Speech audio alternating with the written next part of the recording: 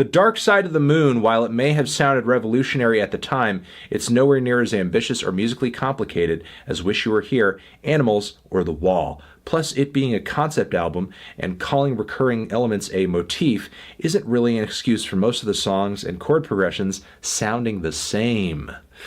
Oh, God. Apply ice to the burn. Oh, apply ice to the burn. It's still one of their better records, though. Apply ice to the burn. If Pink Floyd didn't use the dumbass prism pick on Dark Side of the Moon, then no one would give that album a shot, because album art is important.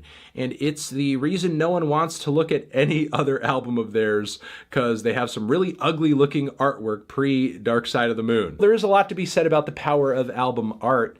I think real fans, though, once they do get introduced to a record or an artist via a great piece of album art, they maybe try some of the other albums.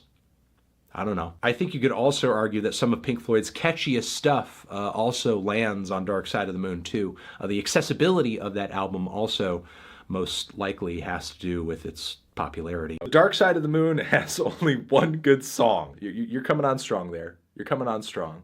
But I will say, Dark Side of the Moon, it is overrated. It is overrated as fuck. Pink Floyd, Dark Side of the Moon, it was so perfectly simplistic and immediately recognizable that it tricked everyone into thinking it was a good album. I've heard somebody make this comment before, like, people wouldn't have thought it was a good album if it weren't for this album art.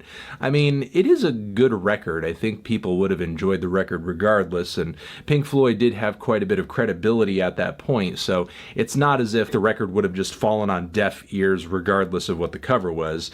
But you know, do got to admit, it is a fire-ass logo. I mean, it's one of the most instantly recognizable rock logos of all time. It's like literally such an iconic image. It's transcended rock music and Pink Floyd itself. How can you hate on it? Siri, what is the best Pink Floyd album? If you say Dark... It's The Dark Side of the Moon. Fuck you! It's not! It's overhyped! It's overrated! Okay? It's not even their most ambitious musical statement. And some great records are in Rainbow Core, but there are some duds in there for me as well. So, Minecraft Volume Alpha is a more enjoyable project than Dark Side of the Moon. Okay, listen. You're just trying to get me in trouble here. And I'm not gonna let it happen. Okay? No drama in my comments. No silliness in my comments. My comments are serious. My comments are serious comments. Okay? I'm not going to allow this silliness to get down in there and poison the well. Okay? This is not that kind of channel. This is a serious, adult, mature YouTube channel. And we conduct ourselves properly. How can you rate Dark Side of the Moon as overrated? An album that redefined music and how concept albums should be made.